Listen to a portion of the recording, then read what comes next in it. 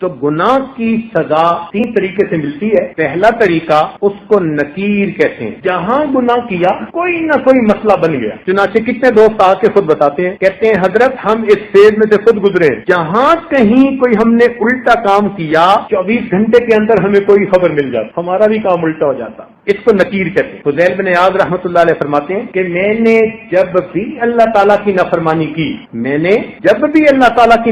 کی، میں نے اس نافرمانی کا اثر اپنی بیوی میں، اپنی اولاد میں، اپنے خادموں میں یا اپنے سواری کے جانور میں کہیں نہ کہیں ضرور دیکھا۔ میں نے اللہ کی نافرمانی کی، میرے جتنے ماتحت تھے اس میں سے کسی نہ کسی نے میری نافرمانی۔ تو ہم غور کریں، اگر آج بیوی ہماری بات نہیں سنتی تو کہیں اللہ تعالیٰ کی نافرمانی کا یہ نقد سزا تو نہیں ہے؟ آج اولاد جو نافرمان بن گئی، کہیں اللہ تعالیٰ کی نافرمانی کی نقد سزا تو نہیں ہے؟ کام کرنے والے کاروبار میں جو دھوکے دے جاتے ہیں، کہیں یہ نقد سزا تو نہیں ہے؟ تو اس کو نکیر کہتے ہیں کہ گناہ کیا اور اس گناہ کی فوراً سزا ملی، غلطی کی تھپڑ لگ گیا تو پھر سنبھل گیا کہ اچھا اب نہیں کرنا۔ یہ اللہ تعالیٰ کی رحمت ہوتی ہے۔ غلطی پر جب ماں تھپڑ لگا دیتی ہے نا تو ماں کی شفقت ہوتی ہے، سمجھانا ہوتا ہے خبردار آئندہ نہ کرنا۔ تو جب اس طرح ہونا نکیر والا معاملہ تو اس کا مطلب کہ اللہ تعالیٰ اس بندے کو الٹا کام نہیں کرنا دینا چاہتے، اس کو سیدھا رکھنا چاہتے ہیں۔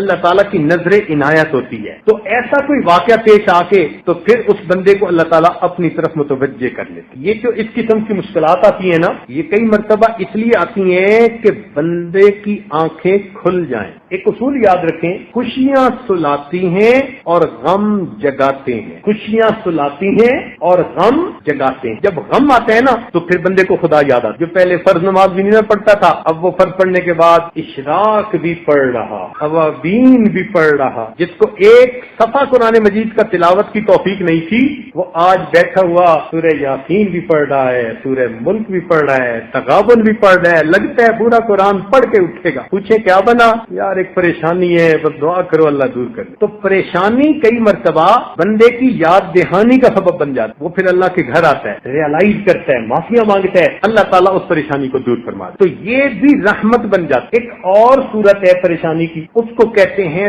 تاخیر۔ تاخیر کا مطلب ہوتا ہے ڈیلے کر دینا۔ یہ پہلے سے بڑی سزا، وہ جو نقد تھپڑ لگتا تھا نا، یہ اس سے بڑی سزا کہ اللہ تعالیٰ اس کو فوراً تھپڑ نہیں لگاتے، موقع دے دیتے ہیں، ڈھیل دے دیتے ہیں۔ اچھا تم کرتے ہو کرتے پھرو، ہم بھی تمہارا بندوبست کریں گے۔ تو اللہ تعالیٰ اس کو موقع دیتے ہیں، پھر وہ بندہ زیادہ برائیوں میں دب جاتا ہے، گھس جاتا ہے۔ جب زیادہ برائیوں میں دھنس جاتا ہے پھر اللہ تعالیٰ کی اچانک پکڑ آ جائے، اور یہ پہلے سے بڑی سزا، بہت بڑی سزا۔ چنانچہ ایک عورت کا واقعہ، ان پڑھ تھی مگر زبان کی ذرا تیز بھی تھی، اللہ نے اسے بیٹا دیا۔ ایک دن کسی کام میں مشغول تھی اور وہ بیٹا پیچھے پیچھے پیچھے پیچھے، کچھ بچوں کو نا گودوں کا چسکا ہوتا ہے، ہر وقت کی گود میں رہتے ہیں۔ یہ چاہتی تھی میں کام سمیٹوں اور بچہ چاہتا تھا کہ مجھے یہ گود میں لے لے، تو اس نے اس کو لٹایا، فیڈر بنا کے دیا اور اس کو کہا کہ خبردار جو اب اٹھ کے میرے پیچھے آیا۔ فیڈر دودھ پی اور یہیں لیٹا ہے۔ وہ بچہ تھا، اس نے تھوڑی دیر دودھ پیا، جب بھوک ختم ہو گئی وہ اٹھا، پھر ماں کے پیچھے امی امی امی۔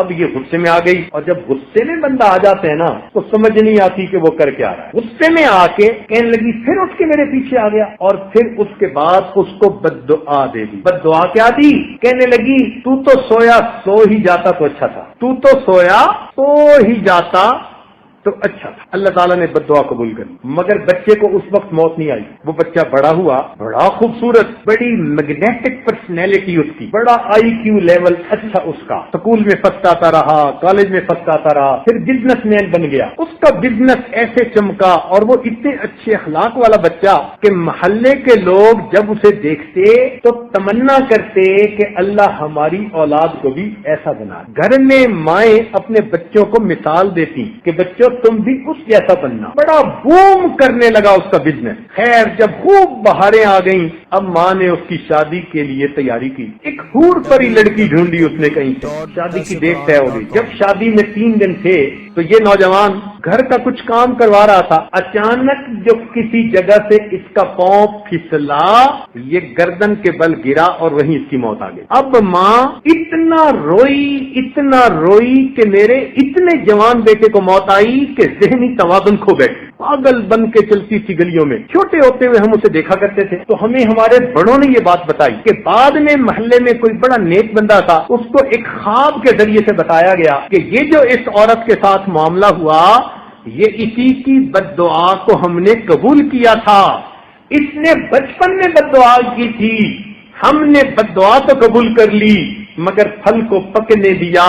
جب پھل پک کے تیار ہو گیا اب ہم نے پھل کو کاٹا, تجھے پتا چلے تو نے کس نعمت کی ناقدری کی. کتنی بہنیں ہیں جو اپنے بھائیوں کو بد دعا دیتی, کتنی مائیں ہیں اپنے بیٹوں کو بد دعا دیتی, کتنی بیویاں ہیں اپنے خاندوں کو بد دعا دیتی, پھر بعد میں بیٹھ کے روتی ہیں. تو کیا پتا ہماری ہی بد دعا جو کبھی غصے میں کی تھی آج جا کے اس کا اثر ظاہر ہوا. تو اس کو پہلے سے بڑی سزا ہوتی ہے, اس کو کہتے ہیں تاخیر. اللہ تعالیٰ تاخیر کر دیتا ہے, ڈیلے کر دیتا ہے. قرآن مجید میں اللہ تعالیٰ فرماتے ہیں فَلَمَّا نَسُوا مَا ذُكِّرُوا بِهِ فَتَحْنَا عَلَيْهِمْ أَبْوَابَ كُلِّ شَيْءٍ, کہ جب وہ لوگ بھول گئے جو ان کو نصیحت کی گئی تو ہم نے ان پر ہر چیز کے دروازوں کو کھول دیا. خوب عیش کریں جو چاہتے ہیں.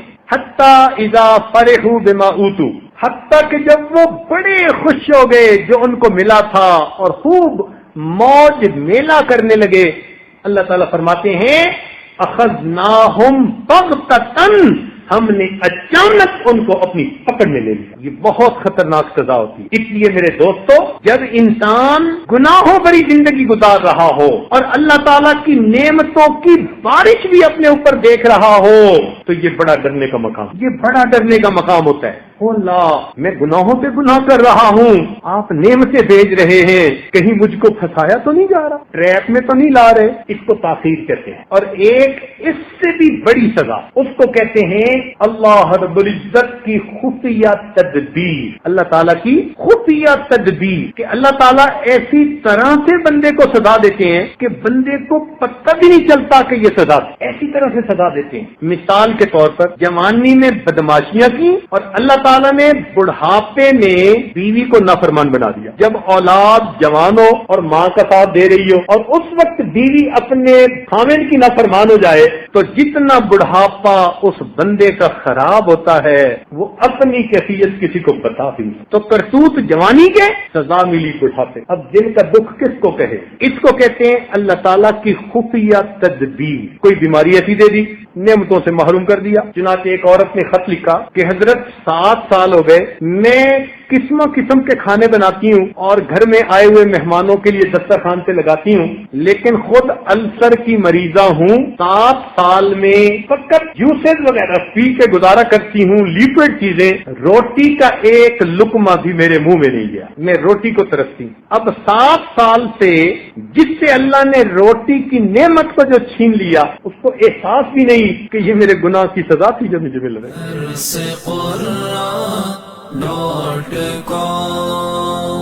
www.darsequran.com